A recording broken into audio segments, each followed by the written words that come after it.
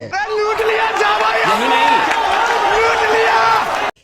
खेसारी लाल यादव जी के फिल्म संघर्ष 2 के बारे में जानेंगे। चलो भाई देखो अब मैं क्या कर। खेसारी लाल यादव जी के संघर्ष 2 फिल्म के फर्स्ट लुक रिलीज कर दिया गया है, जो कि आप लोग स्क्रीन पर देख सकते हैं। लूट लिया यही नहीं, लूट लिया।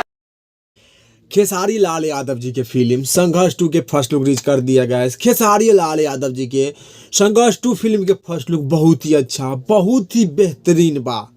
खेसारी लाल यादव जी के संघर्ष 2 फिल्म के फर्स्ट लुक बहुत ही अच्छा, बहुत ही बेहतरीन बा।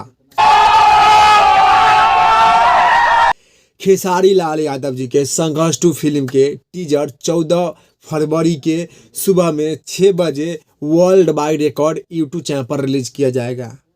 संघर्ष 2 फिल्म के टीजर 14 फरवरी के सुबह 6 बजे world wide record YouTube channel पर रिलीज किया जाएगा। ठीक है, समझ गया। खेसारी लाल यादव जी के फिल्म संघर्ष 2 भोजपुरी इंडस्ट्री के सबसे महंगा फिल्म बा।